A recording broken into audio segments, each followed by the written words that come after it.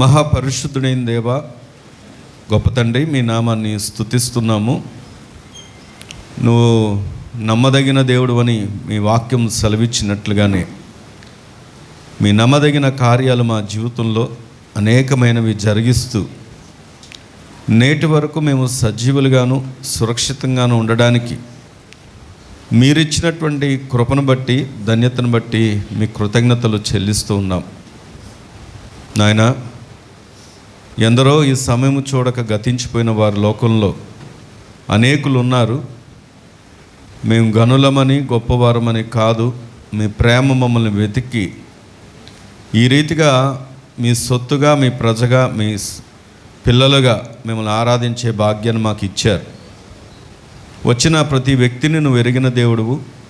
నీ మాట చెంత మేము ఉండగా ఈ మాటలు వింటున్న ప్రతి వారికి కూడా మేలు, దీవెన కలుగునుగాక అని పలుకుతూ ఉండగా ఆమెనను వాడుగా మీరు దీవించండి. ఏ ఒక్కరు ఖాళీ హృదయాలతో వెళ్లకుండా, అలాగే నిలబడిన నీ దాసుడు గొప్పవాడు కాదు కానీ నీ దాసుని మీ ఆత్మచాటును మరుగుపరుచుకొని, పరిశుద్ధాత్మ దేవుడా, మీ జీవవాక్కు మాకు దయచేసి మహిమ పొందమని. అనేకులు బలహీనులుగా, రోగులుగా ఉన్నారు. ఇప్పుడే మీ శక్తి ప్రభావము నీ బిడల మీదకి పంపించి నీ బిడల మీద ఏలుబడి చేస్తున్న ప్రతి బలహీనత యేసు క్రీస్తు వారి యొక్క శక్తిగల నామంలో లయమగునుగాక. ఆమెను వాడుగా ప్రభువా నువ్వు రూఢీపరిచి అయ్యా నీ బిడలకు స్వస్థతను మీరు దయచేసి బలముతో, శక్తితో మీ సన్నిధిని వెతికే కృపనిచ్చి నీ కొరకు నిరంతరము నీ మహిమార్థమే వాడబడే ధన్యతలో మేమందరం నిలిచి ఉండే భాగ్యమునిచ్చి ఈ సమయం మాతో మీరు మాట్లాడి మహిమ పొందమని మా ప్రభువును రక్షకుడైన యేసు క్రీస్తు వారి యొక్క శ్రేష్టమైన నామంలో ప్రార్థించి స్తుతించి వేడుకుంటున్నాం మా పరమ తండ్రి, ఆమేన్. రండి, దేవుని యొక్క పరిశుద్ధ గ్రంథము నుండి అందరికీ పరిచయం ఉన్నటువంటి లేఖన భాగంలోంచే మనము చదువుకోబోతున్నాం. ద్వితీయోపదేశ కాండము 7వ అధ్యాయము. ద్వితీయోపదేశ కాండం 7వ అధ్యాయం 6వ వచనాన్ని గనక 6-7 వచనాలు మనం 9 వచనాల వరకు చదువుకుందాం. చదవమ్మా. నీవు నీ దేవుడైన యెహోవాకు ప్రతిష్ఠిత జనము. నీ దేవుడైన యెహోవా భూమి మీదనున్న సమస్త జనముల కంటే నిన్ను ఎక్కువగా ఎంచి నిన్ను తనకు స్వకీయ జనముగా ఏర్పరచుకొనెను. మీరు సర్వజనముల కంటే విస్తార జనమని యెహోవా మిమ్మును ప్రేమించి మిమ్మును ఏర్పరచుకొనలేదు. సమస్త జనముల కంటే మీరు లెక్కకు తక్కువే కదా. అయితే యెహోవా మిమ్మును ప్రేమించువాడు గనుకను తాను మీ తండ్రులకు చేసిన ప్రమాణమును నెరవేర్చువాడు గనుకను యెహోవా బాహుబలము చేత మిమ్మను రప్పించి దాసుల గృహములో నుండి ఐగుప్తు రాజైన ఫరో చేతిలో నుండి మిమ్మను విడిపించను. కాబట్టి నీ దేవుడైన యెహోవా తానే దేవుడనియు, తన్ను ప్రేమించి తన ఆజ్ఞలను అనుసరించి నడుచుకొను వారికి తన నిబంధనను స్థిరపరచువాడును, 1000 తరముల వరకు కృపచూపువాడును, నమ్మదగిన దేవుడనియు, తను ద్వేషించు వారిలో ప్రతివారిని బహిరంగముగా నశింపచేయుటకు వానికి దండన విధించువాడనియు నీవు తెలుసుకొనవలను. దేవుడు ఈ మాటలు మనందరి వినికిలో దీవించునుగాక. ఆమేన్.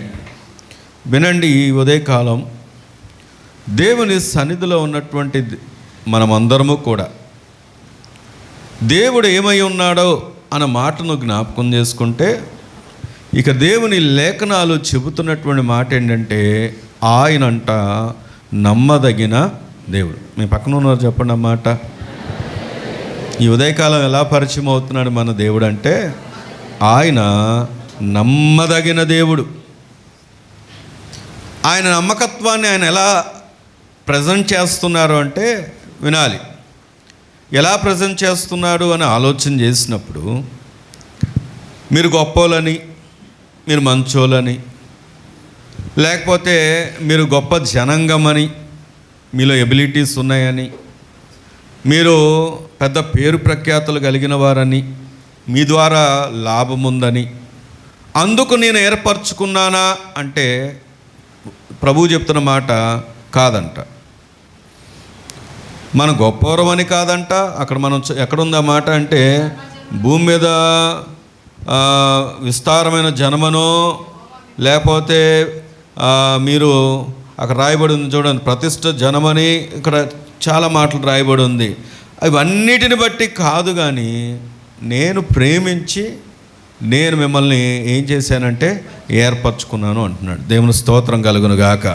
చూడండి, నిజంగా ఈ లోకం లో మనం ఆలోచన చేస్తే, ఒక ఉద్యోగానికి వెళ్ళాలనుకోండి, అది పెద్ద ఉద్యోగం కాకపోయినా ఒక చిన్న ఉద్యోగానికి వెళ్ళాలన్నా కానీ అయితే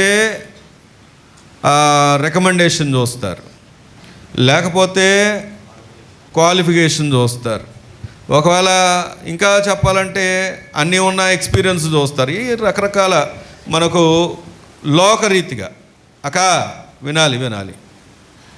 దేవుని వాక్యాన్ని మనం చాలా శ్రద్ధగా వినాలి. ఇది లోకంలో ఉన్నటువంటి పద్ధతి. కానీ దేవుడు అంటున్నాడు, నేను మిమ్మల్ని ఏర్పరచుకున్నాను, నేను నా యొక్క స్వకీయ జనంగా మిమ్మల్ని చేసుకున్నాను. వాస్తవానికి ఇది ఇజ్రాయెల్ ప్రజలకు చెప్పిన మాట. అయితే ఈ మాట మనకు కూడా వర్తిస్తుంది. కారణం ఏంటంటే, యేసుక్రీస్తు వారి ద్వారా మనం అందరం ఆయన యొక్క జనాంగం అయ్యాం గనక. దేవుని స్తోత్రం కలుగును గాక. ఇక్కడ ఆలోచన చేస్తే ఆయన నమ్మదగిన వాడు. తిమోతి పత్రికలో కూడా రాయబడి ఉంటుంది, చూడనక్కర్లేదు. కానీ మనం నమ్మదగిన వారం కానప్పటికీ కూడా ఆయన ఏమై ఉన్నాడు అంటే నమ్మదగిన వాడు.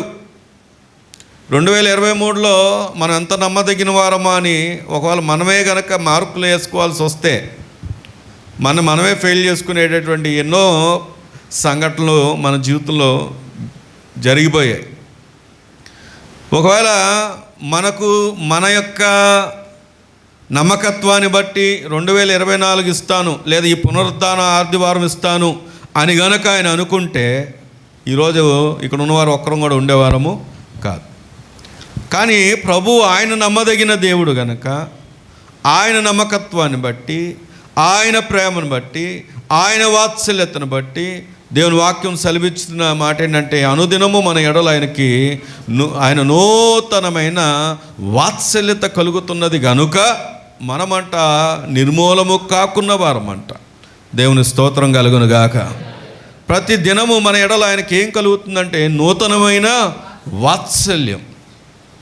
ఈరోజు ప్రభు ఈ మాటలు మనకి ఎందుకు పరిచయం చేస్తున్నాడంటే, చాలాసార్లు మనము దేవుడి యొక్క గొప్పతనాన్ని, దేవుని యొక్క ప్రేమను, దేవుని యొక్క వాత్సల్యతను అర్థం చేసుకోక మనం చాలా బలహీనపడుతూ ఉంటాం. కానీ ప్రభు చెప్తున్నాడు, నేను నమ్మదగిన దేవుడను. ఒకసారి ఒక వృద్ధురాలు, ఆమెకి చాలా పేదరికంలో ఉంది, తినడానికి ఆహారం లేదు. కానీ ప్రభువు మీద చాలా విశ్వాసం. ప్రభువు నన్ను విడిచిపెట్టడు, ప్రభు నాకు తోడై ఉంటాడు, ఏ పరిస్థితులైనా ప్రభు మాత్రం నా జీవితంలో ఉన్నాడు, ఆయన జ్ఞాపకం చేసుకుంటాడని మంచి విశ్వాసం కలిగినటువంటి స్త్రీ.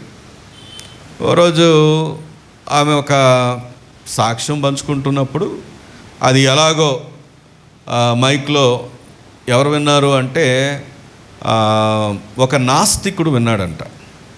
నాస్తికుడు అంటే ఎవరో తెలుసా? దేవుడు లేడని అనేవాడిని నాస్తికుడు అంటారు, ఎథిస్ట్.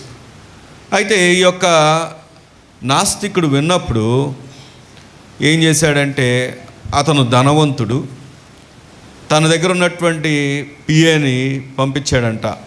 ఆ కావాల్సినటువంటి ఫుడ్ మెటీరియల్స్, ఆహారం కావాల్సినటువంటి పచారీ సరుకులు అన్నింటినీ ఇచ్చి ఆమెకు చెప్పు, నీ దేవుడు పంపలేదు, నేను పంపించానని చెప్పు అని చెప్పి పంపించాడంట.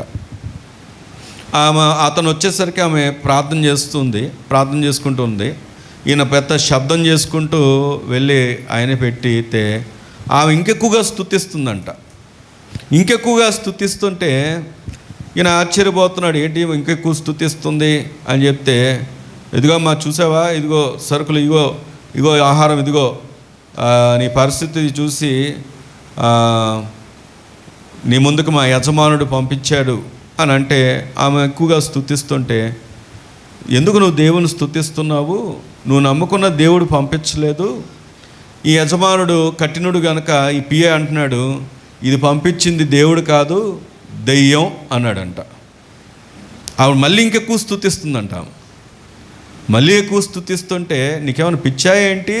నీకు చెప్తుంటే కూడా మళ్ళీ స్తుతిస్తున్నావు దేవుణ్ణి. దేవుడు ఏం చేశాడని స్తుతిస్తున్నావు నువ్వు అంటే, ఆమె చెప్పిన మాట ఏంటంటే, దేవుడు దెయ్యాలు కూడా వాడుకొని నాకేమిస్తున్నాడంటే ఆహారం ఇస్తున్నాడు అని అందంట. దేవుని స్తోత్రం కలుగును గాక. అర్థమైందా లేదా? అర్థమైందా? ప్రభు ఎంత గొప్ప దేవుడు అంటే, ఆయన నమ్మదగిన దేవుడు అంటే, ఆమె పరిస్థితిని ప్రేరేపించి ఒక నాస్తికుడు ద్వారా కూడా ఆయన ఏం చేయగలిగాడంటే పోషించగలిగాడు. దేవుని స్తోత్రం కలుగును గాక. ఈరోజు ప్రభు మనతో ఎందుకు మాట చెప్తున్నాడంటే, చాలాసార్లు ప్రభు యొక్క నమ్మకత్వాన్ని మనం ఎరుగక, మనకున్నటువంటి పరిస్థితుల్లో లేదా మనకున్నటువంటి సమస్యలో రాకుండా ఉండవు. దేవుని పిల్లలంటే నేను వాటిని రాకుండా చేస్తాను, లేకుండా చేస్తానని ప్రభు ఏం చెప్పలేదు. శోధన సహించువాడు ధన్యుడు అన్నాడు. దాన్ని తప్పించడానికి కూడా మార్గం కలగచేవాడు ప్రభువే అన్నాడు. రాకుండా చేస్తానని చెప్పలేదు. గాఢాంధకార లోయలో నేను సంచరించినను ఏ అపాయమునకు భయపడనన్నాడు భక్తుడు. ఎందుకని? గాఢాంధకారం ఉండదని చెప్పలేదు. యెహోవా కొరకు సహనంతో కనిపెట్టుకొనుము అని ప్రభువు చెప్తూ, అట్టి వారిని జగటగల దొంగ ఊబిలో నుండి, నాశనకరమైనటువంటి గుంటలో నుండి ఏం చేస్తానన్నాడు ఆయన? విడిపించి బండ మీద అడుగులను స్థిరపరుస్తానన్నాడు. గుంట ఉండదని చెప్పలేదు, ఊబి ఉండదని చెప్పలేదు. ఈరోజు నేటి దినాల్లో బోధ ఎలాగైపోయిందంటే, నీకు ఉండదు, సమస్య ఉండదు, నువ్వు పట్టిందల్లా బంగారం అంటే మనం కూడా ఉప్పొంగిపోయి నిజమే కదా అని అనుకుంటాం. కానీ అది ఎప్పటి వరకు అంటే అది తాత్కాలికమైంది. దేవుని వాక్యాన్ని మనం క్షుణ్ణంగా సత్యాన్ని వెతికేవారు, దేవుడు సమస్యలు వచ్చినప్పటికీ ఆ సమస్యల్లో ప్రభువు మనకు ఉంటాడు. ఆ సమస్యల్లో దేవుడిని పక్షంగా ఉంటాడు. ఆ సమస్యల నుండి ఎలా తప్పించుకోవాలో విడిపించుటకు ఆయన ఏమై ఉన్నాడంటే సమర్థుడైనటువంటి నమ్మకమైనటువంటి దేవుడు ఆయన. దేవుని స్తోత్రం కలుగును గాక. ఈరోజు అందుకే ఈ వాక్యం దగ్గరకు వచ్చి ఆలోచన చేస్తే దేవుడు మనతో మాట్లాడుతున్నటువంటి మాట ఏంటంటే, ఆయన నమ్మదగిన దేవుడు కదా, మరి ఆయన నమ్మకమైనటువంటి కార్యాలు ఏంటో 3 విషయాలు ఈ వాక్య భాగం ద్వారా మనం నేర్చుకోబోతున్నాం. ఎన్ని విషయాలు చెప్పండి? 3 సత్యాలు. మీ పక్కన ఉన్న చెప్పండి, ఎన్ని సత్యాలు అది? రండి వాక్యంలోంచి చూద్దాం. ద్వితీయోపదేశ కాండంలోని ఇందాక చదువుకున్నటువంటి మాట దగ్గరకు వచ్చి ఆలోచన చేస్తే ఆయన అంటాడు, 9 ఇందాక నుండి చదివిన, నీవు నీ దేవుడైన యెహోవాకు ప్రతిష్ఠిత జనం. నీ దేవుడైన యెహోవా భూమి మీద ఉన్న సమస్త జనుల కంటే నిన్ను ఎక్కువగా ఎంచి నిన్ను తనకు స్వకీయ జనముగా ఏర్పరచుకొనెను. నిన్ను తనకు స్వకీయ జనముగా ఏర్పరచుకొని ఎక్కువగా ఎవరికంటే అంట భూమి మీద ఉన్నటువంటి సమస్త జనుల కంటే కూడా నువ్వు ఆయనకి ఏమై ఉన్నావో తెలుసా? ఎక్కువగా నిన్ను ఏం చేశాడంటే ఎంచాడంట. దేవుని స్తోత్రం చెప్దామా?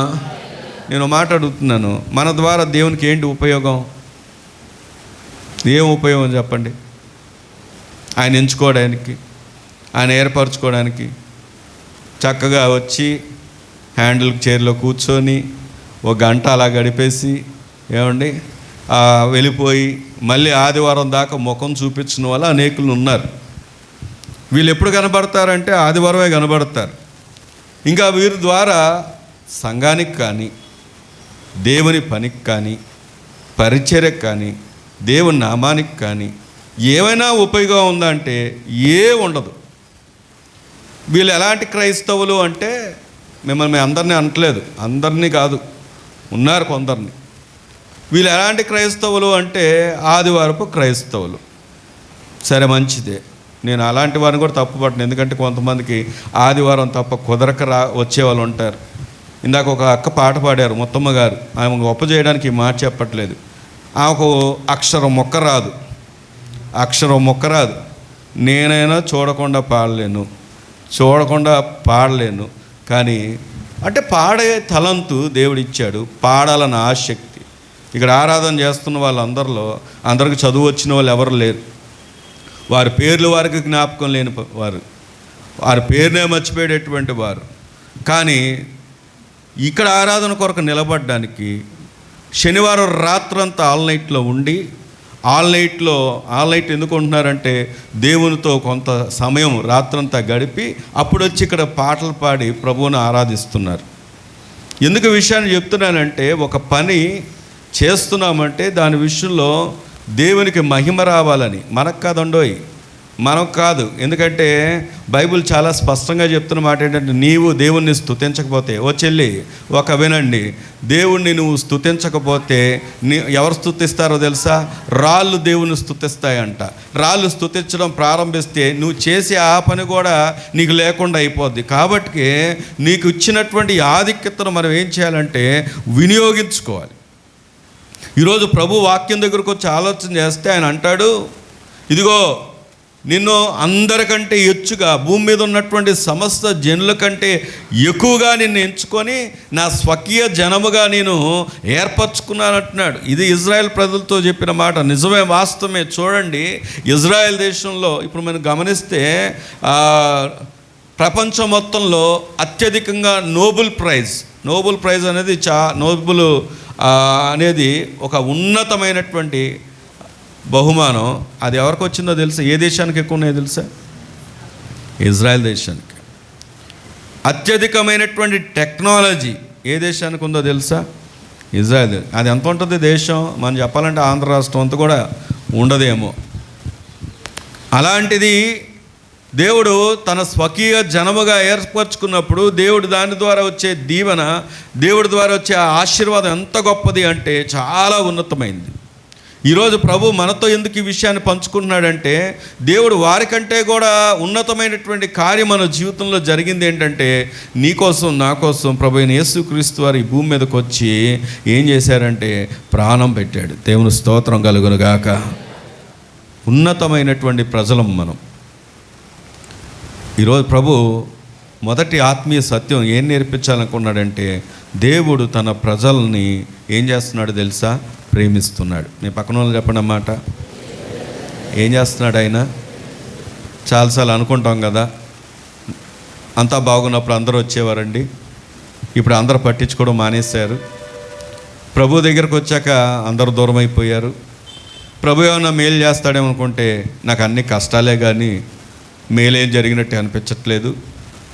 తీరా చూస్తే అటు దూరం అయిపోయాను, ఇటు దూరం అయిపోయాను అనుకునేవారు లేరంటారా? అలాగే కొంతమంది ఇలాగ అనుకుంటారు, ఏమనంటే నాకు సహాయం చేసేవారు లేరు, నా తోడు ఉండేవాళ్ళు లేరు, ఏదో ఒంటరి జీవితం గడిపేస్తున్నాను, ఏంటో ఈ ఒక నిరాశకరమైనటువంటి జీవితాన్ని జీవిస్తున్నాను అని అనుకుంటూ ఉంటాం కదా. చాలాసార్లు ఈ మాటలు, ఒకవేళ చుట్టూ కుటుంబం ఉన్నప్పటికీ కూడా ఒంటరితనాన్ని అనుభవించే వాళ్ళు చాలామంది ఉంటారు. దేవుడు ఈ దినం ఎందుకు ఈ విషయాన్ని జ్ఞాపకం చేస్తున్నాడంటే, ఇక్కడ ఒకవేళ అలాంటి పరిస్థితుల్లో ఉంటే నీకు అర్థం కావాల్సిన సత్యం ఏంటంటే, ఎవరు నీ పక్కన ఉన్నా లేకపోయినా, ఎవరు నీ పక్షంగా ఉన్నా లేకపోయినా, ఎవరు నీకు తోడుగా ఉన్నా లేకపోయినా, ఎవరు నిన్ను ఆదరించినా ఆదరించకపోయినా ఒక ఆయన ఉన్నాడు. ఆయన ఎవరంటే మన ప్రభువైన యేసుక్రీస్తు వారు. ఆయన నిన్ను విడిచిపెట్టేవాడు కాదు. దేవుని స్తోత్రం చెప్దామా? ఆయన తన ప్రజల్ని ఏం చేస్తున్నాడు అంటే ప్రేమిస్తున్నాడు. ప్రేమిస్తున్నాడు. అందుకే దేవుని వాక్యాన్ని మనం పరిశీలన చేసినప్పుడు ఆయన ప్రేమ ఎలాంటిది అంటే ఇర్మియా గ్రంథం 31వ అధ్యాయం, ఇర్మియా గ్రంథం 31వ అధ్యాయము 3వ వచనాన్ని కనుక మనం చాలా కాలం క్రిందట యెహోవా నాకు ప్రత్యక్షమై ఇట్లా నేను ఏ ప్రేమ అయింది? శాశ్వతమైన ప్రేమతో నేను నిన్ను ప్రేమించుచున్నాను గనుక విడవక నీ ఎడల కృప చూపుచున్నాను. చాలండి దేవుని స్తోత్రం చెప్దామా? గట్టిగా చెప్దామా?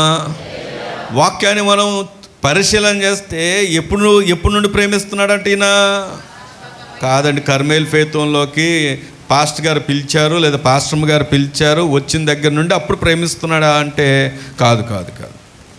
ఈరోజు ఇక్కడ కూర్చున్న ప్రతి ఒక్కరూ వినండి ఈ సత్యం.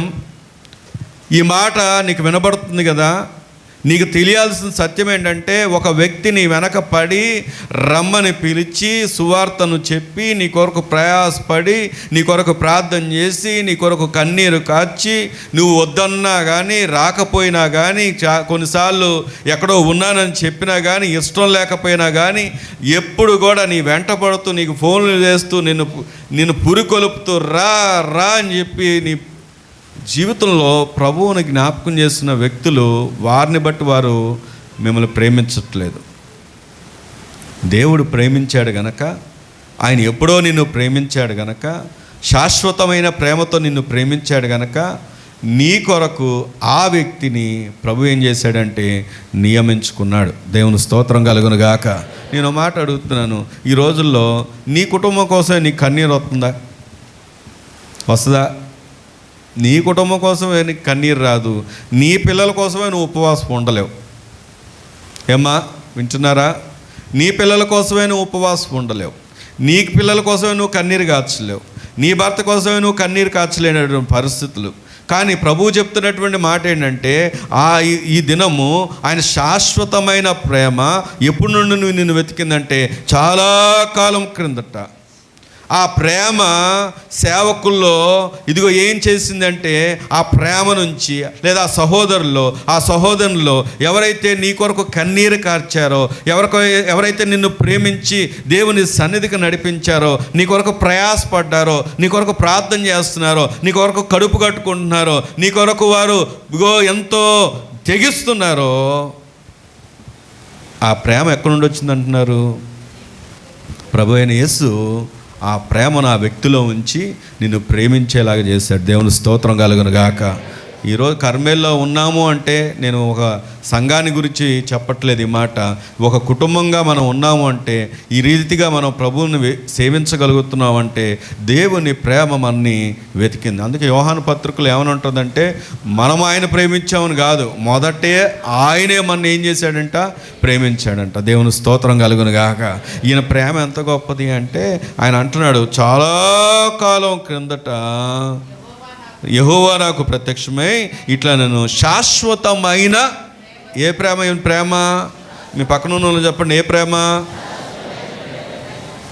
ఈ భార్యాభర్తలు ఏం చేస్తారంటే పెళ్ళిలో తీర్మానాలు తీసుకుంటారు. ఏమండి? వాగ్దానాలు చేస్తారు. వాగ్దానాలు చేసి ఆ వాగ్దానంలో ఏమని చెప్తారంటే, నేను నీకు లోబడి ఉంటానని ఆ పెళ్లి కుమార్తె చెప్తే పెళ్లి కొడుకు ఏమని చెప్తాడంటే, నేను నిన్ను ప్రేమిస్తానని చెప్తారు. ఎంతకాలం నిలబెట్టుకుంటున్నారు చెప్పండి? ఎంతకాలం నిలబడుతుంది? నేటి దినాల్లో ఎన్నో పెళ్ళిళ్ళు, ఎన్నో కుటుంబాలు చిన్న భిన్నం అవడానికి కారణం ఏంటంటే నమ్మకత్వం లేక. ప్రారంభంలో ఉన్నటువంటి ప్రేమ లేదు. ఈరోజు దేవుని వాక్యాన్ని మనం పరిశీలన చేస్తే ఆయన అలాంటి వాడు కాదు. ఆయన ఎలాంటి వాడు అంటే అక్కడ చెప్తున్నటువంటి మాట శాశ్వతమైన ప్రేమ. అంటే ఈయన ప్రేమలో ఏమీ లేదంటే మార్పు లేదు. దేవుని స్తోత్రం చెప్దామా? ఇదిగో అందం మారిందా? ఒకసారి ఒక ఇది వాస్తవంగా జరిగిన సంఘటన. ఆ మధ్య బీబీసీలో న్యూస్లో చిన్న క్లిప్స్ లాగా చూపించినప్పుడు కూడా చూశాను. ఒక ఆయన చాలా వృద్ధుడు, ఒక 70 సంవత్సరాల పైనే ఉంటుంది. ఆయన ప్రతిరోజు తన ఇంటి దగ్గర నుండి హాస్పిటల్కి వెళ్ళి మళ్ళీ సాయంత్రం హాస్పిటల్ నుండి వెళ్ళేవాడు. ఎందుకు అంటే తన భార్య ఎక్కడుంది అంటే మంచం మీద ఉంది, డెత్ బెడ్ మీద, చనిపోవడానికి కొన్ని దినాలు సీరియస్ కండిషన్లో ఉంటే ఆమె దగ్గరికి ఇతను వెళ్తూ ఉండేవాడు. ఆయనకు వాహనం లేదు, ఆయనకి కనీసం సైకిల్ కూడా నడుచుకుంటూ వాళ్ళ ఇంటి దగ్గర నుండి హాస్పిటల్ వరకు వెళ్ళి ఆ రోజంతా ఆమెతో గడిపి ఆమె పక్కనే ఉండి, ఆ బెడ్ పక్కనే ఉండి మళ్ళీ సాయంత్రం వెళ్ళిపోతూ ఉండేవాడు. ఒకరోజు ఈ న్యూస్ ఛానల్స్ వాళ్ళు వెళ్ళి అడుగుతున్నారు, ఆయన మళ్ళీ వెళ్ళేటప్పుడు ఆయన ఏం చేస్తున్నాడో తెలుసా, హాస్పిటల్ దగ్గరకు వచ్చి తలదూక్కొని నీట్గా మొహం అక్కడ ఉన్నటువంటి కార్లు ఏవో పెట్టుంటే దాంట్లో మొహం చూసుకొని తలదూక్కొని వెళ్తుంటే ఓ రోజు అడిగారు, ఏంటండి రోజు వస్తున్నారు, రోజు వెళ్తున్నారు, మీ భార్య దగ్గరికి వెళ్ళేటప్పుడు అక్కడ ఉన్నది ఎవరంటే తన భార్య దగ్గరికి వెళ్ళేటప్పుడు ఏం చేస్తున్నాడు, అందంగా ఉన్నానో లేదో చూసుకొని వెళ్తున్నాను. ఆయన వయసు ఎంతో తెలుసా, 70 సంవత్సరాల పైన. అప్పుడు అడిగితే ఆయన చెప్పిన మాట ఏంటో తెలుసా, నా భార్యకి మరి నేను ఎలా ఉండాలి, ఎలా కనపడాలి, అందంగా కనపడాలి, నా భార్యను నేను ప్రేమిస్తున్నాను కనుక ఆమె నన్ను ప్రేమిస్తుంది కనుక. ఈ రోజుల్లో ఎందుకు ఈ విషయాన్ని చెప్తున్నానంటే, ఆమె చనిపోయేంత వరకు ఆ మనసు దగ్గర ఉన్నాడు. ఉందా ప్రేమ? ఉందా? పట్టుమని ఎన్ని దినాలు ఉంటుంది ప్రేమ? వాగ్దానాలు ఎన్ని దినాలు ఉంటున్నాయి? నమ్మకత్వం ఎంతకాలం ఉంటుంది? ఒక్కొక్కరు ఫోన్లు, ఏమండి పెళ్ళిళ్ళు అయిపోయిన వారి సంగతి చెప్తున్నాను, యూత్ సంగతి కాదు నేను చెప్తుంది. పెళ్ళిళ్ళు అయిపోయి కూడా లోకంలో ఈ దినాన కుటుంబాలు పాడైపోవడానికి కారణం ఏంటంటే ఇతరులతో చాటింగ్స్, ఇతరులతో సంభాషణలు, ఇతరులతో. అందుకే క్రైస్తవుడు ఒక స్త్రీతో మాట్లాడాలంటే యవనస్తుడైనా ఎలాంటి వ్యక్తి అయినా పెద్దలైనా సరే దూరంగా ఉండి మాట్లాడాలి, దూరంగా ఉండే మాట్లాడాలి. ఈరోజు ఎందుకు ఈ మాట ఆలోచన చేస్తున్నామంటే సందర్భంలో వచ్చింది కాబట్టి ఈ మాటను జ్ఞాపకం చేస్తున్నాను. దేవుని ప్రేమ అలాంటిది కాదు. దేవుని ప్రేమ ఎలాంటిది అంటే, నేను ఇందాక ఒక వ్యక్తిని పరిచయం చేశాను. ఆ వ్యక్తి తన భార్య కోసం ఎంత ప్రయాసపడుతున్నాడు చూసారా, కానీ తన భార్యని ఆయన కాపాడుకోగలడా అంటే కాపాడుకోలేడు. ఆయనకు ఉన్నటువంటి నిస్సహాయత మనుష్యుడు కనుక. కానీ అలాంటి ప్రేమను ఆ వ్యక్తిలో ఉంచినటువంటి దేవుడు ఇంకెంత గొప్పవాడు. ఆ దేవుడు ఎలాంటిది ప్రేమ కలిగిన వాడంటే శాశ్వతమైన ప్రేమతో. ఆ ప్రేమ ఎప్పుడు స్టార్ట్ అయిందంటే చాలా కాలం క్రిందట ఆ ప్రేమ నిన్ను ఏం చేసిందంటే ఈరోజు నిన్ను ఒక ప్రయోజకుడిగా, దేవుని స్తుతించేవాడిగా, దేవుని సన్నిధిలో ఉండే వ్యక్తిగా చేశాడు. దేవుని స్తోత్రం కలుగునుగాక. ప్రభు మనతో చెప్తున్నాడు, ఆయన ప్రేమ ఎలాంటి ప్రేమ అంటే శాశ్వతమైన. ఏంటండి మీ దేవుడు నమ్మదగిన దేవుడు అంటున్నారు, ఏంటి ఆయన నమ్మకత్వం అంటే మనం చెప్పాల్సిన మాట ఏంటంటే, చెప్పడం మాత్రమే కాదు, మనం ఎరిగి ఉండాల్సిన సత్యం. అక్కడ చివరిలో మనం చదువుకున్నప్పుడు ఏమైనా తెలుసుకొనవలను అని ఉంది. అక్కడ ముందు ఈ సత్యం ఎవరికి అర్థం కావాలంటే నీకు అర్థం కావాలి, మనకు అర్థం కావాలి.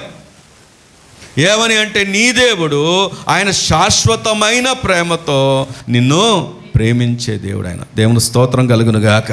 అంత మాత్రమేనా అంటే రోమీలకు రాసినటువంటి పత్రిక 5వ అధ్యాయం కనుక మనం చూస్తే, రోమీలకు రాసినటువంటి పత్రిక 5వ అధ్యాయము చదువుకుందాం, 8వ వచనము.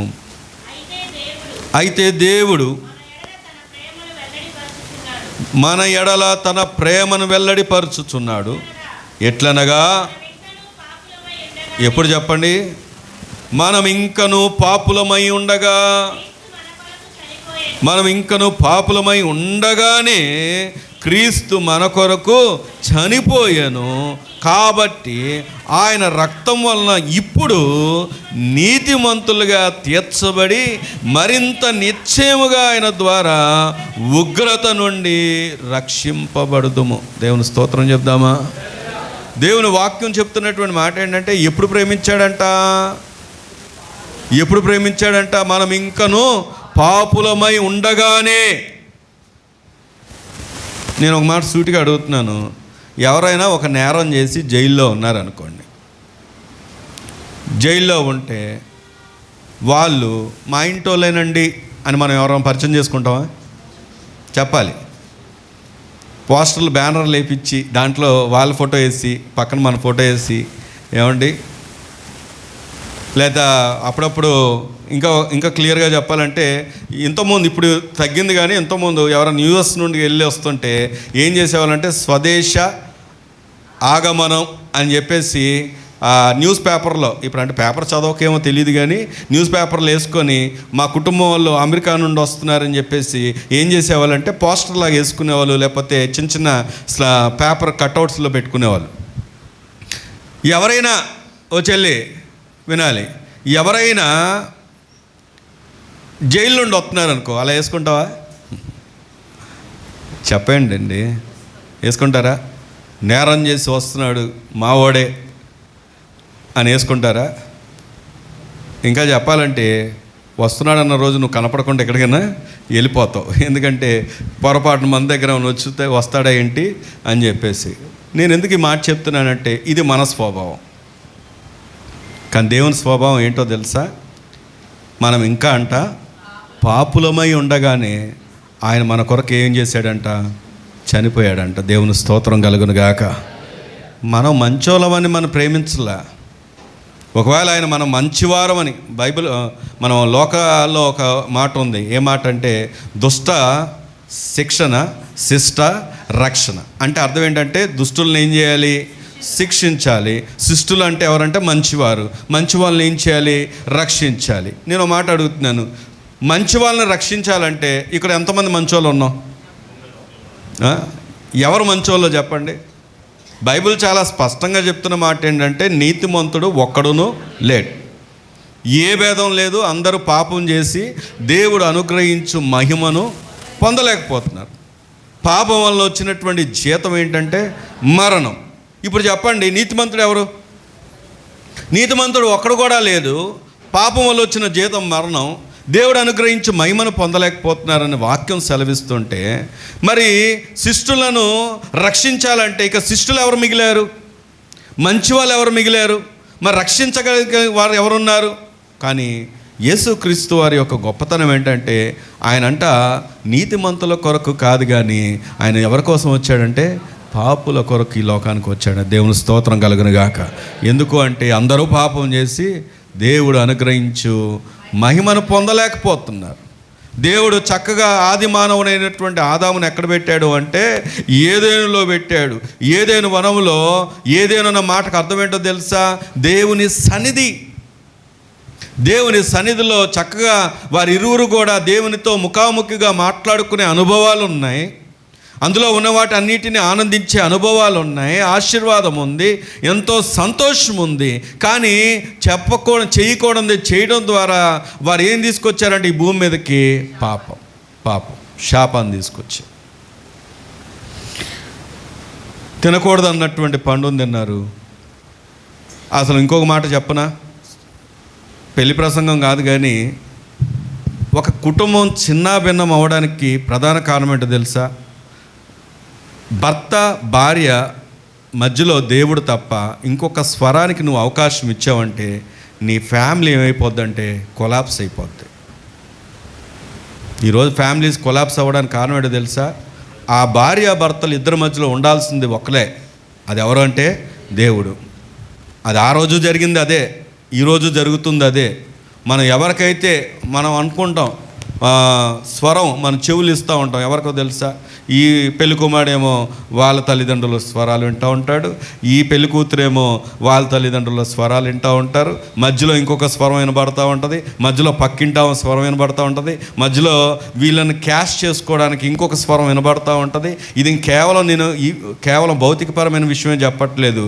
ఆత్మీయంగా ఆలోచన చేసినప్పుడు కూడా నువ్వు స్పిరిచువల్గా ఫెయిల్ అవ్వడానికి ప్రధాన కారణం ఏంటంటే నువ్వు దేవుని స్వరం వినకుండా అన్య స్వరం వినడం ప్రారంభించినప్పుడే.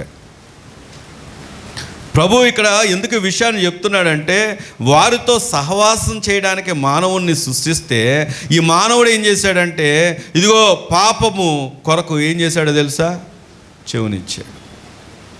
ఉన్నారా ఇక్కడే? కాలే పెంచున్నావా? దేవుడు మనతో మాట్లాడుతున్న మాట ఇది. ఆయన నమ్మదగిన దేవుడు, ఆయన ఎంత నమ్మదగిన దేవుడు అంటే, ఆయన ప్రేమ నిన్ను ఎప్పటి నుండి వెతుకుతుందంటే, శాశ్వతమైనటువంటి ప్రేమతో ఆయన నిన్ను ఏం చేస్తున్నాడంటే ప్రేమిస్తూ ఉన్నాడు. ఆయన ప్రేమ ఇంకెంత గొప్పది అంటే, ఇప్పుడే చదువుకున్నాం కదా, ఏంటంట, మనం ఇంకనూ పాపులమై ఉండగానే, అక్కడ రాయబడి ఉంటుంది, ఒక మాట చూద్దాం, చూడండి. ఏలయనగా మనం ఇంకనూ బలహీనమై ఉండగా, 5:6 చదవండి. ఏలయనగా మనం ఇంకను బలహీనమై ఉండగా క్రీస్తు యుక్త కాలమున భక్తిహీనుల కొరకు చనిపోయాను. అక్కడ దానికి కంటిన్యూ స్టేట్మెంట్ చూస్తే, నీతిమంతుని కొరకు సైతం ఒకడు చనిపోవుట అరుదు, మంచివాని కొరకు ఎవడైనా ఒకవేళ తెగింపవచ్చును. అయితే దేవుడు మన యెడల తన ప్రేమను వెల్లడిపరుచున్నాడు. ఎట్లనగా మనం ఇంకనూ పాపులమై ఉండగానే క్రీస్తు మన కొరకు దేవుని స్తోత్రం చెప్దామా? గట్టిగా చెప్దామా? వాక్యం చెప్తున్న మాట ఏంటంటే, బలహీనుల కొరకు మన బలహీనమై ఉండగా, అనలారా, వినండి వినండి వినండి, ఒకవేళ మంచివాడి కొరకు ఎవరైనా చనిపోవడం అరుదు, చనిపోతానికి తెగించవచ్చునేమో, చనిపోవడానికి తెగిస్తాడని చెప్పలేదు అక్కడ, తెగించవచ్చునేమో, కానీ ఒక పాపి కొరకు చనిపోవడానికి ఎవరు తెగించరు.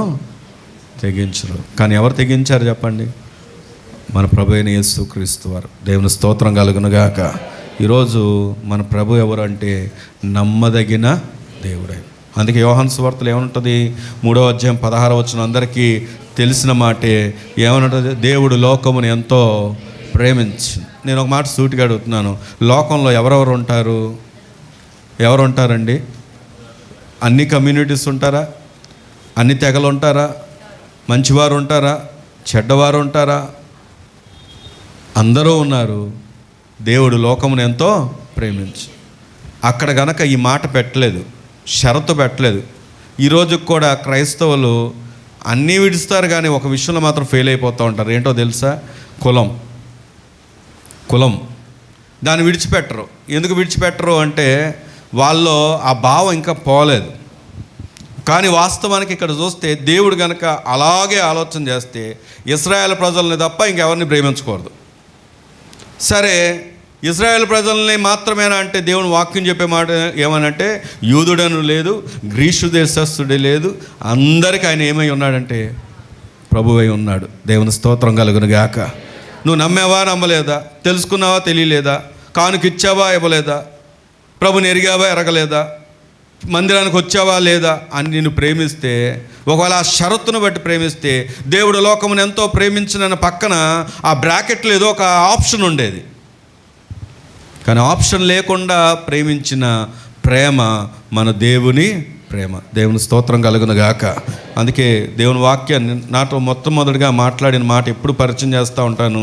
ఎఫెసీలకు రాసినటువంటి పత్రిక, నేను మొట్టమొదటిగా దేవుడు నాతో మాట్లాడినటువంటి మాట ఏంటి అంటే, ఆయన అంటాడు 3వ వచనంలో, 1వ అధ్యాయం 3వ వచనంలో, మన ప్రభు అయిన యేసు క్రీస్తు యొక్క తండ్రి యొక్క దేవుడు స్తుతింపబడునుగాక.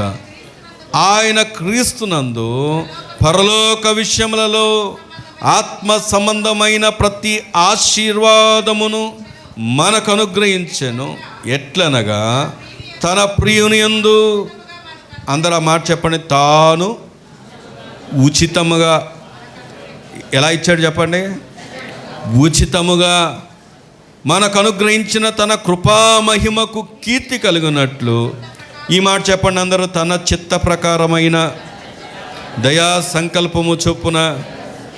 వినండి, దేవుని ప్రేమ మనం వెతికింది, దేవుని యొక్క రక్షణ మనకి అనుగ్రహించబడింది, మనం ఏర్పాటు చేయబడ్డాము. మనం చూడండి, ఆలోచన చేస్తే లోకంలో మనలాంటి వారు ఎందరో, గతించిపోయిన వారు ఎందరో ఉన్నారు. మొన్న నాకు ఒక ఫ్రెండ్ ఫోన్ చేశాడు, మిర్యాలగూడ అతను, విజయవాడ వచ్చాడని నా నెంబర్ తీసుకొని వాట్సాప్ గ్రూప్లో చూసి నాకు ఫోన్ చేశాడు. ఆ అబ్బాయి, అతని పేరు ఆర్ శ్రీనివాస్. మా ఊర్లో ఉన్నప్పుడు చాలా ధనవంతుడు నాకు పరిచయం ఉన్నప్పుడు బట్టి నేను అతని దగ్గర సైకిల్ కొనుక్కోవడానికి, సెకండ్ హ్యాండ్ సైకిల్, ఇంతకుముందు కూడా చెప్పుంటాను ఈ మాట, 500 అప్పుడు సైకిల్. అది బిఎస్ఏ ఎస్ఎల్ఆర్, సన్న టైర్లు ఉండేది, వైట్ చాలా సన్న టైర్లు ఉండేది. అది ఆ టైంలో అది బాగా ఫేమస్ సైకిల్. రైనాల్డ్స్ పెన్ ఒకటి ₹3 అంత ఉండేది, బ్లూ పెన్ను. అది ఒకటి బాగా డబ్బున్న వాళ్ళు వాడేవారు, లేకపోతే రూపాయి పెన్నులే వాడుకునేవాళ్ళు. అయితే ఎందుకు ఈ మాట చెప్తున్నా అంటే 500 పెట్టి సైకిల్ సెకండ్స్ తీసుకొచ్చి చూసుకొని ఆ 500 పెట్టి కొనడానికి లేదు. నాకు సైకిల్ లేక 3 కిలోమీటర్లు నడుచుకుంటూ స్కూల్కి వెళ్ళేవాడిని, మళ్ళీ 3 కిలోమీటర్లు నడుచుకుంటూ స్కూల్కి వచ్చేవాడిని. ప్రతిరోజు లేట్ అయిపోయేవాడిని. ఎందుకు లేట్ అయిపోయేవాడిని అంటే నడుచుకుంటూ వెళ్ళడం బట్టి అలా గేటు అసెంబ్లీ స్టార్టింగ్ కొడితే లోపలికి అడుగు పెట్టకపోతే వెంకటరెడ్డి గారు అని ఒక ఆయన ఉండేవాళ్ళు, భయంకరంగా కొట్టేవాడు. ఆయన మా ప్రిన్సిపాల్ గారికి బావమరిది. ఇంకా దాంతో ఆయనకి ఏంటంటే ఫుల్ రైట్స్ అనమాట. కొట్టడం కూడా ఇలా కొట్టేవాడు కాదు, ఇలా కొట్టేవాడు ఈ చేతుల మీద. నేను పొరపాటున మొన్న ఒకసారి మా పిల్లల గురించి స్కూల్కి వెళ్తే నేను అన్నాను, మా చిన్నతనంలో అండి పిల్లలంటే టీచర్స్ అంటే భయపడిపోయేవాళ్ళు, ఇప్పుడేంటో మీరేం పట్టించుకోవట్లేదు అన్నట్టుగా నేను అంత మాట కూడా అనలేదు. ఇప్పుడు భయపడలేదు అనే మాట అనగానే వాళ్ళ కోపం వచ్చేసింది, మేము పిల్లలను కొట్టమండి అన్నారు. అయితే ఎందుకు ఈ మాట చెప్తున్నానంటే ఆ రోజుల్లో నేను వెళ్ళేటప్పుడు ఆ భయానికి దెబ్బలకు భయపడి ఎంత స్పీడ్గా వెళ్ళినా నడుచుకుంటూ వెళ్ళినా అందుకునేవాని కాదు. ఎందుకంటే 3 కిలోమీటర్స్ నడుచుకుంటూ వెళ్ళాలి, 3 కిలోమీటర్స్ ఊరు బయట ఉండేది మా స్కూల్. ఇప్పుడు మనం ఈ మధ్య వెళ్తే అది ఊరు లోపలికి వచ్చేసింది, అది వేరే విషయం. అయితే 500 పెట్టి ఆ సైకిల్ కొనుక్కోలేకపోయా. నాకు ఇప్పటికి గుర్తు. మొన్న రీసెంట్గా అబ్బాయి ఫోన్ చేసి సరైనటువంటి ఆర్థిక పరిస్థితులు బాగోక ఏదైనా వ్యాపారం చేద్దామనే ఉద్దేశంతో వచ్చారు. కానీ అదే టైంకి మనకి ఏదో మీటింగ్స్ ఉన్నాయి, నేను కలవలేకపోయాను, తర్వాత ఎప్పుడన్నా వస్తే కొద్దిగా ముందుగా చెప్పు అన్నాను. మా ఎవరైతే ఒక ఫ్రెండ్ సర్కిల్స్ని నేను ఆలోచన చేసినప్పుడు స్కూల్ ఫ్రెండ్సే కానీ అలాగే నేను చదువుకున్నటువంటి ప్రాంతంలో కానీ చాలామంది కనుమరుగైపోయారు, చాలామంది స్థితులన్నీ తారుమారైపోయాయి, చాలామంది కృంగిన స్థితిలో ఉన్నారు, వేదనకరమైన స్థితిలో ఉన్నారు, చాలామంది పరిస్థితులు చాలా వేదనకరంగా ఉన్నాయి. వారితో పోల్చి చూసుకున్నప్పుడు ఒక 500 పెట్టి సైకిల్ కొనుక్కోలేని నేను ఈరోజు ఏదో ధనవంతునని చెప్పను, లేకపోతే నాకు భోగభాగ్యాలు ఉన్నాయని చెప్పను. కానీ నాకు దొరికిన గొప్ప భాగ్యం ఏంటంటే నా దేవుని స్తోత్రం కలుగునుగాక. నెమ్మదినిచ్చే దేవుడు, తృప్తినిచ్చే దేవుడు, తోడుగా ఉన్న దేవుడు, శాశ్వతమైన ప్రేమతో సదాకాలం ప్రేమిస్తున్న దేవుడు, ఆ గొప్ప దేవుడిని నేను పొందుకున్నాను. దేవుని స్తోత్రం కలుగునుగాక. ఈరోజు ఎందుకు ఈ మాట చెప్తున్నంటే ఒకవేళ అలాంటి పరిస్థితుల్లో ఉండి దేవుని మాట వింటున్న నీతో ప్రభువు చెప్తున్న మాట, ఈరోజు ఆ భోగభాగ్యాలు లేకపోయినా లేకపోతే ఏ ఉన్నతమైన ఏవి లేకపోయినా నీకు దేవుడు దొరికాడు. తను ఉచితంగా మనల్ని రక్షించుకున్నాడంట. నేను ఇందాక చెప్పినటువంటి ఆ ఉపమానం ఎందుకు చెప్పానంటే, ఎందరో ప్రభు నా కళ్ళ ముందే కనుమరుగైపోయిన వారు ఉండగా వారిలోంచి నన్ను ఏం చేశాడంటే ఎన్నిక చేశాడు, నశించిపోనివ్వకుండా. అందుకే వాక్యం దగ్గరకు వచ్చి ఆలోచన చేస్తే ఇందాక చదువుకున్న మళ్ళీ మూలవాక్యం దగ్గర కనుక మనం వెళ్తే ఆయన ఏ దేవుడు అంటే ఆయన నమ్మకత్వం ఎలా కనబడుతుందంటే మనని ప్రేమించుటలో ఆయన నమ్మకత్వం కనబడుతుంది. దేవుని స్తోత్రం చెప్దామా? అలాగే రండి దేవుని వాక్యంలో ఇందాక చదువుకున్న ద్వితీయోపదేశ కాండం మళ్ళీ మనం 7వ అధ్యాయం దగ్గరకు వస్తే 7వ వచనం చదవమ్మా. మీరు సర్వజనముల కంటే విస్తార జనమని యెహోవా మిమ్మును ప్రేమించి మిమ్మల్ని ఏర్పరచుకొనలేదు, సమస్త జనముల కంటే మీరు లెక్కకు తక్కువే కదా. ఎవరంట? మనం ఎవరంట? ఎక్కువైన వారో తక్కువైన వారో? ఏమండి, సమాజం మన ఎలా చూస్తుంది చెప్పండి? బలవంతులుగా చూస్తుందా? గొప్పలా చూస్తుందా? గనులుగా చూస్తుందా? ఏమండి, సమాజం మనం చూసే విధానం ఎలా ఉంటుందంటే వీళ్ళు అంటరాని వాళ్ళు, వాళ్ళకి ఏం తెలియదు, కానీ ఒక అంటరాని దేవుడిగా, ఒక పేద దేవుడిగా, లేకపోతే లోకంలో ఒక అపోహ ఏంటంటే తనను తానే రక్షించుకోలేని దేవుడు ఆయనేం దేవుడు అన్నట్లుగా, మనం కూడా ఏమి పనిపాటలు లేకుండా వస్తున్నట్టుగా ఒక నీచమైనటువంటి స్వభావంతో మనల్ని చూస్తారు. కానీ వాక్యం చెప్తున్న మాట ఆయనే చెప్తున్నాడు, మీరు గొప్పలను నేను ఏర్పరచుకోలేదు. నేను ఏర్పరచుకున్నాను గనక మీరేమయ్యారంటే గొప్పవారయ్యారు. దేవుని స్తోత్రం కలుగును గాక. రెండవ మాట మనం ఆలోచన చేస్తే 8వ వచనం కూడా చదువుదాం చూడండి. అయితే యెహోవా ప్రేమించువాడు గనకను తాను మీ తండ్రులకు చేసిన ప్రమాణమును నెరవేర్చువాడు గనకను యెహోవా బాహుబలము చేత మిమ్మల్ని రప్పించి దాసుల గృహములలో నుండి ఐగుప్తు రాజైన ఫరో చేతిలో నుండి మిమ్మల్ని విడిపించను. గట్టిగా దేవుని స్తోత్రం చెప్దామా? ఈ ప్రజలను మనం ఆలోచన చేస్తే వారికి యుద్ధం చేయడం రాదు. ఇది ఇశ్రాయేల్ ప్రజల గురించి చెప్తున్నమాట. వాళ్ళకి తెలిసింది ఒకటే, ఆ యొక్క ఐగుప్తు దేశంలో చాకిరీ చేసేవాళ్ళు, వెట్టి చాకిరీ చేసేవాళ్ళు. వాళ్ళకి మెటీరియల్ ఇచ్చేవారు. ఈ ఐగుప్తు ఆ సైన్యం ఏం చేసేవాళ్ళంటే మెటీరియల్, ఇటుకరాళ్ళు చేయడానికి, మట్టి తొక్కడానికి మట్టి, ఆయా గడ్డి కాల్చడానికి గడ్డి, ఇవన్నీ ఇస్తూ ఉంటే వాళ్ళకి తెలిసింది ఒకటే, అవి చేయడం, వాళ్ళు పెట్టింది తినడం. దానికి మించి వారికి ఎలాగ బయటికి రావాలి, ఎలా విడిపించబడాలి, ఎలా యుద్ధం చేయాలి, ఎలా కష్టపడాలి, వాళ్ళకి ఏమాత్రం జ్ఞానం లేదు. అయితే వారిని విడిపించింది ఎవరు చెప్పండి? దేవుడే. దేవుని స్తోత్రం చెప్దామా? అక్కడ ఏమనుంది? వాళ్ళను బట్టి కాదు, ఎలా విడిపించాడంటే తన బాహుబలము చేత ఐగుప్తు దేశం నుండి, ఆ బానిసత్వం నుండి నేను మిమ్మల్ని బయటికి రప్పించాను అంటున్నాడు. దేవుని స్తోత్రం కలుగును గాక. ఒకసారి ఇలాగే దేవుని ఒక వ్యక్తి చాలా పంట పండిందంట. తనకు ఒక తోట ఉంది. ఆ తోటలో రకరకాల ఫ్రూట్స్ పండాయి. ఫ్రూట్స్ పండితే రాజుకి బహుమతికి ఇద్దామని అనుకున్నాడు. చూశాడు, చాలా పెద్ద కాయలు ఉన్నాయి, చాలా పెద్ద పెద్ద ఫలాలు ఉన్నాయి. ఇవన్నీ చూసి ఏం తీసుకెళ్దామా, రాజుని ఎలా మెప్పించాలా, ఏం తీసుకెళ్దామా అని ఆలోచన చేసి అక్కడ ద్రాక్ష పళ్ళు ఉంటే ద్రాక్ష పళ్ళు తీసుకొని వెళ్ళాడంట. ద్రాక్ష పళ్ళు తీసుకొని వెళ్ళినప్పుడు ఏం జరిగిందంటే, ఈయన వెళ్ళిన టైంకి రాజు చాలా కోపంగా ఉన్నాడు. రాజు కోపంగా ఉండి ఏం చేశాడంటే అందరి మీద అరుస్తున్నాడంట. ఇంకా చాలా తీవ్రమైన పరిస్థితుల్లో ఈయన వెళ్ళి ద్రాక్షపళ్ళు ఇస్తే ద్రాక్షపళ్ళు ఇసిరి కొట్టి ఒక్కొక్క ద్రాక్షపండు మొహం మీదకి ఇసిరేస్తున్నాడంట కోపంతో. ఈయన వెంటనే దేవుని స్తుతించడం ప్రారంభించాడంట. స్తుతించడం ప్రారంభిస్తే రాజుకు ఆశ్చర్యం వేసింది. ఆయన కోపం చల్లారిపోయింది. ఇదేంటిది, నేను కోపంతో ద్రాక్ష పండు వేస్తూ ఉంటే స్తుతిస్తున్నాడు అని చెప్పేసి అనుకొని అప్పుడు అడిగాడంట. ఏంటి అంటే, వాస్తవానికి రాజుగారు నా దగ్గర చాలా ఫలాలు పండాయి.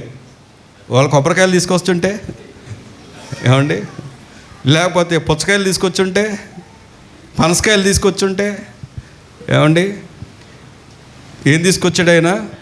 ద్రాక్ష పండ్లు. అంటే ఎందుకు చెప్పానంటే, ఉన్న దానిలో కూడా మన ఏం చేయగలడో తెలుసా ఆయన? మనని సంతోషపెట్టే దేవుడు ఆయన. దేవుని స్తోత్రం కలుగును గాక. చాలాసార్లు అందరు ధనవంతులు అయిపోవాలనుకుంటాం, అందరూ ఉన్నతంగా వెళ్ళిపోవాలనుకుంటాం. కానీ నీకు ఒక విషయం తెలుసా? వాళ్ళకి లేని నెమ్మది మనకు దేవుడు ఇచ్చాడు. దేవుని స్తోత్రం కలుగును గాక. దేవుని ఆరాధించే ప్రజలుగా, దేవుని ప్రేమించే ప్రజలుగా, ఇంకా చెప్పాలంటే ధనవంతుల్లో లేని త్యాగం, ధనవంతుల్లో లేని సమర్పణ చాలా పేదవాళ్ళు ఉంటుంది. ఇక్కడ ఒక డబ్బా ఉంది. నేను డబ్బుల కోసం చెప్పట్లేదు ఉండవు. ఆ డబ్బా ఓ 4-5 నెలల నుండి ఓపెన్ చేయట్లా. ఎందుకు ఓపెన్ చేయట్లేదు అంటే, ఎలాగో చాలామంది వేయట్లేదు. సరే, వేయట్లేదు సంగతి పక్కన పెడితే, కరెంటు బిల్లు మేమే కడుతున్నాము. పోయిన నెలలో మాత్రం ఒకరు స్పాన్సర్ చేశారు. అయితే ఇది తీసి చూపిస్తే మీకు ఆశ్చర్యమైన విషయం తెలుస్తుంది. అందులో ఒక ఇంటి పనులు చేసుకునేవాళ్ళు ఎవరి పేర్లు ఉంటాయో తెలుసా? కావాలంటే ఒక రోజు తీసి పేరు చదివి మీకు చూపిస్తాను. అందులో ఎవరి పేర్లు ఉంటాయంటే, ఉండేది 4-5 ఉంటాయి. ఒక ఇంటి పనులు చేసుకునే వాళ్ళు, అలాగే వాళ్ళ పెన్షన్లు, ఏదో వృద్ధాప్య పెన్షన్లు వస్తాయి కదా, ఆ పెన్షన్ల మీద ఆధారపడి బతుకుతున్న వారి పేర్లు తప్ప ఇంకా ఎవ్వరి పేర్లు కనపడవు. ఇది మన నమ్మకత్వం. కానీ దేవుడు దాన్ని బట్టి మనల్ని ప్రేమిస్తాడా అంటే, వాళ్ళని ఖచ్చితంగా దేవుడి దృష్టిలో ఎవరో తెలుసా? వాళ్ళు ధనవంతులే. నీకు ధనం ఉన్నంత మాత్రం నువ్వు ధనవంతుడు కాలేవు. కానీ నిజమైన ధనం ఏంటో తెలుసా? ప్రభువును కలిగి, సమర్పణ కలిగి, ప్రభువుకి సమీపంగా ఉన్నవాళ్ళు ఎప్పుడు కూడా ధనవంతులే. దేవుని స్తోత్రం కలుగును గాక. అందుకే ఒకసారి దేవుడు అంటే దేవాలయంలో కూర్చుంటే యేసుక్రీస్తు వారు, ఒక ఆమె వచ్చింది, తీసుకొచ్చి ఆమె దగ్గర ఉన్న ఎన్ని కానుకలో తెలుసా? 2 కాసు. ఆ కాసులు తీసుకెళ్ళి ఎవరికి తెలియకుండా అందులో వేస్తే ప్రభు చెప్పిన మాట ఏంటో తెలుసా? ఇక్కడ ఉన్నవారు అందరిలో ఈమె ఎవరంటే ధనవంతురాలు అన్నాడు. దేవుని స్తోత్రం కలుగును గాక. ఈరోజు ప్రభు ఈ మాట మనకి ఎందుకు జ్ఞాపకం చేస్తున్నాడంటే, మనం బలవంతులమని మనం ప్రేమించలేదు, గొప్పవారమని ప్రేమించలేదు. ప్రతి ఆశీర్వాదం, ప్రతి ఈవి ఎక్కడి నుండి వస్తుందో తెలుసా? దేవుని దగ్గర నుండి వస్తుంది. వారిని ఎలా సంరక్షించాలో, ఎలా పోషించాలో, ఎలా విడిపించాలో ప్రతి ప్రణాళిక ఎవరి దగ్గర ఉందంటే దేవుని దగ్గరే.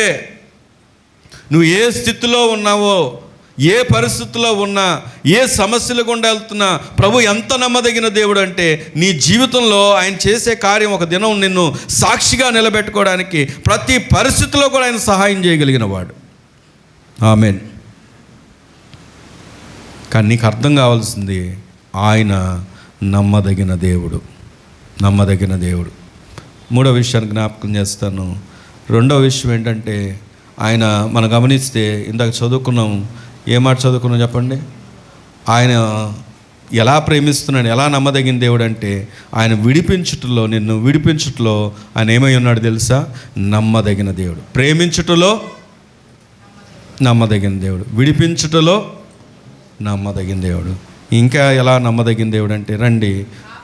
కాబట్టి నీ దేవుడైన యెహోవా తానే దేవుడని, తన్ను ప్రేమించి తన ఆజ్ఞలను అనుసరించి నడుచుకుని వారికి తన నిబంధనను స్థిరపరచు 1000 తరముల వరకు కృపచూపు వాడును, నమ్మదగిన దేవుడనియు, తను ద్వేషించు వారిలో ప్రతి వారిని బహిరంగ నశింపజేయుటకు వానికి దండన విధించువాడు అని నీవు తెలుసుకొను. దేవుని స్తోత్రం చెప్దామా?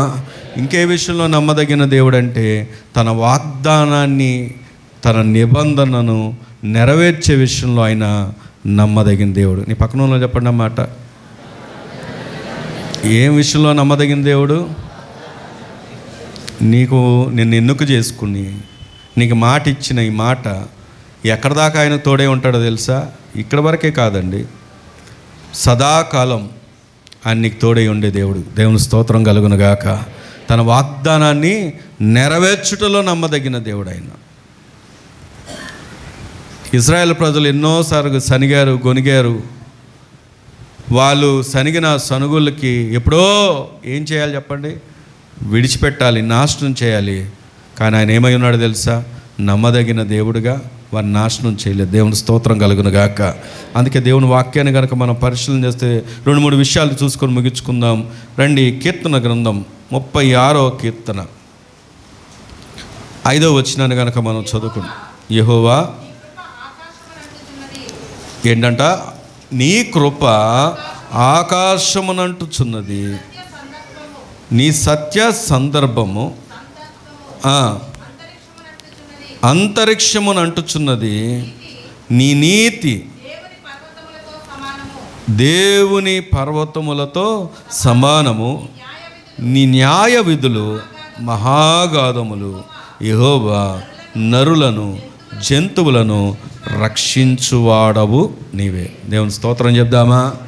ఈ వచనం నేర్పిస్తున్నటువంటి సత్యం ఏంటంటే, ఆయన నమ్మకత్వము, ఆయన ప్రేమ, ఆయన వాగ్దానం ఎంత గొప్పదంటే ఆయనకు అసలు సమానమైన వారు లేరు. ఎక్కడ దాకా ఉందంట? ఆయన కృప ఆకాశం అంటుతుందంట. ఎంతమంది ఇక్కడ ఉన్నారు ఆకాశాన్ని తాకగలిగిన వారు చెప్పండి? మనకు రోజు కనపడే ఆకాశం, దాంట్లో ఉన్న వింతలు మనకు తెలియదు. కానీ ఆయన కృప ఆకాశమును అంటుతుందంట. అక్కడ రాయబడిన మాట మనం చూస్తే అంతరిక్షమును అంటుతుందంట. మహాగాధములు అంటే లోతైనవి అంట. ఆ మధ్యకాలంలో బ్రెజిల్ వినండి, బ్రెజిల్ అనే దేశంలో ఒక ప్రాంతంలో ఒక వ్యక్తి, తనకు ఒక కల వచ్చింది. ఆ కళ ఏంటంటే తన ఇంటిలోనే ఎక్కడో గుప్త నిధులు ఉన్నాయి అని చెప్పేసి తనకు కళ వస్తే ఆ కళ కోసం ఏం చేశాడంటే 120 అడుగుల గొయ్యి తవ్వాడంట. ఎన్ని అడుగులు? పక్కనున్న వాళ్ళందరూ హెచ్చరిస్తున్నారంట, అది మంచిది కాదు, ప్రమాదం, వద్దు అని చెప్తున్నా ఎవరి మాట తీసుకోకుండా 120 అడుగు గొయ్యిని ఒక్కడే తవ్వుకుంటూ మరి ఎలా తవ్వాడో ఏంటో తెలియదు కానీ తవ్వాడంట. మా మధ్య న్యూస్లో నేను చదువుకున్న క్లిప్ నా దగ్గర స్క్రీన్ షాట్ ఉంది. అయితే దాంట్లో అలా వెళ్తూ ఒకరోజు పైనుండి పడిపోయి ఆ గోతులో పడిపోయి చచ్చిపోయాడు. దాదాపుగా ఎన్నో అంతస్తులు, 120 అడుగులు అంటే ఎన్నో అంతస్తులు, 11-12 అంతస్తులు మొత్తానికి అంత గోతులో పడి చచ్చిపోయాడంట. ఏం వెతుకుతూ అండి, ఇంకా ఆ గొయ్యి ఇంకా ఎంత అంటే 120 అడుగులే. కానీ దేవుని ప్రేమ ఎన్ని అడుగులో తెలుసా? మహాగాధములంట. దేవుని స్తోత్రం కలుగును గాక. ఈరోజు తృప్తి లేని జీవితం జీవిస్తున్నటువంటి సమాజం, లోకంలో ప్రభువుని కలిగిన వారికి ఉన్నటువంటి వ్యత్యాసం ఏంటంటే, ఎలాంటి పరిస్థితులు వచ్చినా దేవుడు కృప మనని కాపాడుతోంది. దేవుని క్షేమం మనకు ఇస్తూ ఉన్నాడు. దేవుని సంరక్షణ, ఆయన నమ్మదగిన దేవుడిగా మనకు ఏమై ఉన్నాడంటే తోడై ఉన్నాడు. అందుకే దేవుని వాక్యాన్ని చూస్తే అదే కీర్తనలో 89వ కీర్తన చదువుకుందాం. చూడండి, 89వ కీర్తన 33వ వచనాన్ని కనుక మనం చదివితే 89:33 చదవమ్మా. కానీ నా కృపను అతనికి బొత్తిగా ఎడమ చేయను, నా విశ్వాస్యతను విడవను, నా నిబంధనను నేను రద్దుపరచను, నా పెదవుల గుండా బయలు వెళ్ళిన మాటను మార్చను. గట్టిగా దేవుని స్తోత్రం చెప్దామా. ఏంటంట? నా నిబంధన నేను ఏం చేయడంట? రద్దు చేయడంట. నిబంధన అంటే ఏంటో తెలుసా? మీకు? వాగ్దానం అంటే ఏంటి? మాట ఇవ్వడం. నిబంధన అంటే ఏంటో తెలుసా? ఆ మాటను నెరవేర్చి స్థిరపరచడం. ఆ మాటను ఆయన ఇచ్చాడంటే ఇక దానికి కట్టుబడి ఇంకెన్నడూ కూడా వెనక్కి తిరిగి చూడకపోవడం. ఓ మాట చెప్తున్నాను, ఈ రోజులో ఎన్నో మాటలు ఇస్తాం, రాజకీయ నాయకులే కానీ పెళ్ళిళ్ళే కానీ ఎన్నో మాటలు చెప్తాం, కానీ నెరవేరుస్తారా? నెరవేర్చు. కానీ దేవుడు మాట అలాంటిది కాదు. ఆయన రద్దు చేయడంట, ఆయన ఎన్నడూ కూడా దాన్ని కొట్టివేయడంట. దేవుని స్తోత్రం చెప్దామా. అంత గొప్ప దేవుడు, అంత నమ్మదగిన దేవుడు. ఎవరి దేవుడు చెప్పండి? మన దేవుడు. చివరగా చూడండి, యోహాను సువార్త 13వ అధ్యాయం 8వ వచనం. త్వరగా. పేతురు, నీవెన్నడును ఆయనతో నేను. అందుకు యేసు, నిన్ను కడగని ఎడల నాతో నీకు పాలు లేదు. సీమోను పేతురు, ప్రభువా, నా పాదములు మాత్రమే కాక నా చేతులు, నా తల కూడా కడగమని ఆయనతో చెప్పాను. యేసు అతన్ని చూచి, స్నానము చేసిన వాడు పాదములు తప్ప మరి ఏమీ కడగనక్కర్లేదు, అతడు కేవలం పవిత్రుడైన. మీరును పవిత్రులు కానీ మీలో అందరూ పవిత్రులు కానేరు. చాలండి. దాంట్లో ముఖ్య భావం ఏంటంటే, పేతురు గారు పాదాలని ఎవరు కడిగారంట? యేసుక్రీస్తు వారు కడిగారంట. నేను ఒక మాట సూటిగా అడుగుతున్నాను, మనం ప్రభు శిష్యుల పాదాలు కడిగేంత పరిస్థితి ప్రభు వచ్చి అంటే ఆయన ప్రేమను చూడండి. అక్కడ మనం గమనిస్తే ప్రభు ఆ శిష్యుడు పాదాలు కడుగుతున్నాడు. ఏమండి, ఎంతగా తాను తగ్గించుకున్నాడో, ఎంతగా తాను తగ్గించుకొని ప్రేమించాడో. ఒక మాట చెప్పమంటారా? ఇదే మాట మన దాకా వస్తే మన్ని ప్రేమించడానికి, మన్ని కడగడానికి, మన్ని పవిత్రపరచడానికి, మన్ని పరిశుద్ధపరచడానికి మనం ఎంతటోలం, ఎంతటి గనులం. కానీ ఈరోజు కూడా నిన్ను కడగడానికి ఆయన ఏం చేస్తున్నాడో తెలుసా? ఇష్టపడుతున్నాడు. ఎలా కడగాలనుకుంటున్నాడు? యేసు క్రీస్తు రక్తం ప్రతి పాపము నుండి ఏం చేస్తుందంటే విడిపిస్తుంది. దేవుని స్తోత్రం కలుగును గాక. ఇక రక్షణ లేని వారు చాలామంది ఉన్నారు. నేను ముగిస్తున్నాను, సమయం దాటిపోతుంది కనుక. రక్షణ లేని వారు చాలామంది ఉన్నారు. ఒక సేవకుడిగా నా విన్నతి, నా విజ్ఞాపన అనుకోండి, అదేమిటంటే ప్రభువుకు మీ హృదయాన్ని ఇవ్వండి. ఏఐ, ఆర్టిఫిషియల్ ఇంటెలిజెన్స్ అనే ఒక నూతన ఒరవడి ఇప్పుడు పెరిగిపోయింది. ఆ ఏఐ అంటే ఏమిటంటే ఆర్టిఫిషియల్ ఇంటెలిజెన్స్, ఇంకా మనిషితో పని లేదు, మొత్తం రోబోట్స్, ఇంటెలిజెన్స్ అంతా కమ్యూనికేషన్స్ ద్వారానే, టెక్నాలజీ ద్వారానే పనిచేయడం ప్రారంభిస్తుంది. చాలా విచారకరమైన ఒక విషయం చెప్తాను మీకు. ఈ ఆర్టిఫిషియల్ ఇంటెలిజెన్స్ అనేది ఇప్పుడు మొబైల్స్లోకి వచ్చింది. ఇప్పుడు మొబైల్స్ కూడా కొన్ని రోజులకు ఆగిపోతుందంట. అదేదో కొత్త గ్యాడ్జెట్ వచ్చింది. ఆ గ్యాడ్జెట్లో మనం ఏది ఓపెన్ చేసుకోక్కర్లేదంట. ఇప్పుడు ఒక మాట చెప్తే అదే అన్నీ ఓపెన్ చేస్తుంది. కొనాలంటే పలానా షాపింగ్ చేయమంటే అదే చేసేస్తుంది. అలాంటి కొత్త గ్యాడ్జెట్స్ వస్తున్నాయి. ఆల్రెడీ న్యూస్ యాంకర్స్ ఏఐ అంటే వాళ్ళు ఒరిజినల్గా మనుషులు కాకుండా టెక్నాలజీ పరంగా ఉన్నటువంటి ఆ రోబోట్సే ఏం చెప్పేస్తున్నాయంటే న్యూస్ రీడింగ్ చేస్తున్నాయి. విచారకరమైన విషయం ఒకటి చెప్పాను అన్నాను కదా. చర్చ్లో పాస్టర్స్ ఇప్పుడు కొత్తగా ఏఐ అని అంట వాక్యాలు కూడా చెప్పబోతుంది. ఎవరంటే రోబోట్సే. ఇది ఆల్రెడీ ఈ ఒరవడి స్టార్ట్ అయింది. ఇది మిమ్మల్ని చెప్పి భయపెట్టడానికి ఈ మాట చెప్పలేదు. నమ్మదగిన దేవుడు నిన్ను ఇలాంటి విపత్కరమైనటువంటి పరిస్థితుల నుండి విడిపించడానికి అలనాడు యేసుక్రీస్తు వారు పేతురు పాదాలు కడిగింది తన యొక్క తగ్గింపు, తన ప్రేమను వ్యక్తపరచడానికి. ఈరోజు యేసు రక్తం నిన్ను కడగడానికి ఇష్టపడుతుంది, నిన్ను శుద్ధి చేయడానికి ఇష్టపడుతుంది. నేను యవనస్తుని, బలవంతుణ్ణి, గొప్పవాణ్ణి, గనుడని ప్రభు మన్నే ఏర్పరచుకోలేదంట. మనము బలహీనులమై ఉండగానే, పాపులమై ఉండగానే ఆయన మన్ని ఏర్పరచుకున్నాడు. ఎందుకు అంటే ఆ రక్షణలో నీ ఉండాలని. దేవుని స్తోత్రం కలుగును గాక. ప్రార్థన చేసుకుందాం.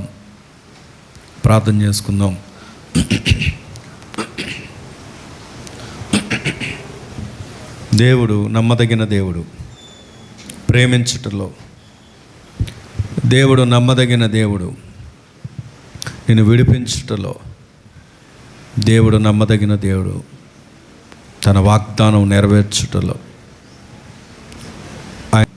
నా తండ్రి ఇంట అనేకమైన నివాసాలు ఉన్నాయని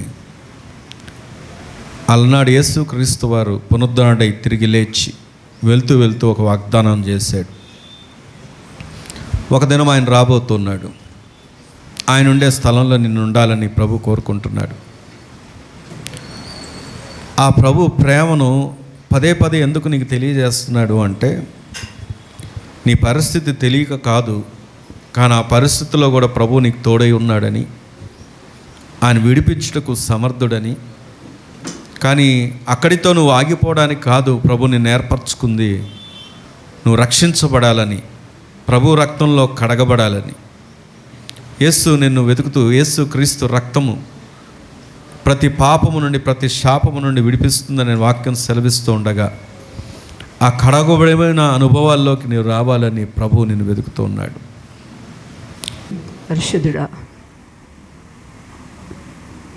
గొప్ప దేవుడు నాయన, అనంత దేవుడు నాయన, ఆది సంభూతుడువై వర్తమాన భూత భవిష్యత్ కాలమందు ఆది సంభూతుడువైన దేవుడు జగత్పునాది వేయబడక మునిపే మీ అనాది సంకల్పంలో, ప్రణాళికలలో శాశ్వతమైన ప్రేమ నీ బిడ్డల ఎడల చూపిన ఆయన ఆ ప్రేమ దయా సంకల్పంలో ఈ దినము నాయన నీ ప్రజానిధిగా ఈ స్థలంలో కూడి వచ్చిన నీ బిడ్డలు అందరిని బట్టి కృతజ్ఞతాస్తోత్రాలు చెల్లిస్తున్నాం.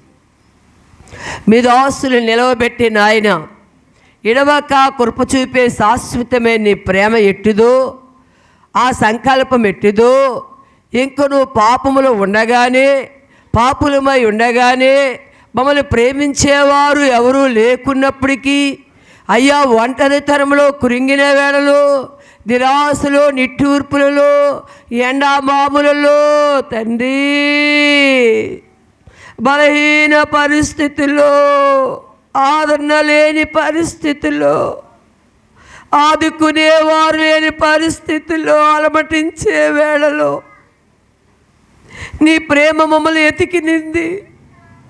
అది శాశ్వతమైన ప్రేమని, అది మారని ప్రేమని, అది ఎడవని ప్రేమని, అది ఎడబాయని ప్రేమని, అది అనాథ సంకల్పములోనే జగతి పునాది వేయబడక మునిపే, మేమింకను ఎరగక మునిపే మమ్మల్ని ప్రేమించిన నీ ప్రేమకే కృతజ్ఞతలు.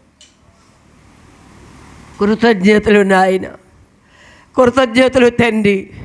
ఆ ప్రేమలో కూడి ఉన్న కుటుంబాలు స్థిరులై, కదలించబడని వారై, శాశ్వతులై, సంపూర్ణులై, నిరంతరం నిలిచిన వారై, కృతజ్ఞతలు కలిగిన వారై, కృతజ్ఞతా హృదయాలు కలిగిన వారై, నీ రక్తంలో కడగబడిన వారై, నిన్ను కలిగిన వారై, సంతృప్తితో, విజయముతో, జయముతో, గెలుపుతో నీ సాక్షులుగా ఉండువారుగా నీ కృప బిడ్డలందరి ఎడల అనుగ్రహించు. ఎత్తబడుతున్న నీ మాట, నీ స్వరము అది సజీవమైంది, బలమైంది, అది నిరంతరం నిలిచి ఉన్నదని ఎరిగి యోచించి గ్రహించి ఆ మాట అంతరంగంలో నూరంతలుగా ఫలించి వారు రాబోతున్న కాలమందు కూడి ఉన్న ఈ ప్రజలందరూ ఫలభరితముగా, ఫలవంతంగా నీకు సాక్షులుగా నిలిచి ఉండినట్లుగా నీ కృప మా అందరి ఎడల అనుగ్రహించి ఊరిందని బబాషకల తండ్రి, నీ శక్తిని, ఆత్మని, జీవాన్ని బిడ్డలకి దయచి నీ దోసులు ఇంకా బలముగా, ఘనముగా, ఇరుముగా వాడుకోండి. ఆత్మ నడిపింపు, నింపుదల పరిశుద్ధాత్మ దేవుడు నిజమే నాయన. స్థితిగతులు మార్చే దేవుడు, పరిస్థితులు మార్చే దేవుడు, కృంగిన వారు లేపే దేవుడు, గుండె చెదిరిన వారు బాగు చేసే దేవుడు, అనాథులు ఆదరించే దేవుడు, దుఃఖాక్రాంతులు ఓదార్చే దేవుడు, బలహీన బలపరిచే దేవుడు నాయన. ఏకాంగుల సంసారాలుగా చేసే దేవుడివే నాయన. పాపమును పవిత్రపరిచి, పరిశుద్ధపరిచి నీవుండి స్థానమిచ్చే సర్వభౌనాధికారి సజీవుడైన దేవుడు నాయన. తండ్రి, నీకు వందనములు, స్తోత్రములు చెల్లిస్తూ ఈ చిన్న మందని కూడి ఉన్న ప్రజలందరినీ మీ బాహులకు అప్పగించుకుంటూ నజరేయుడైన యేసు నామం అడిగి ఏడుకొని పొందున్న పరమ తండ్రి, ఆమేన్.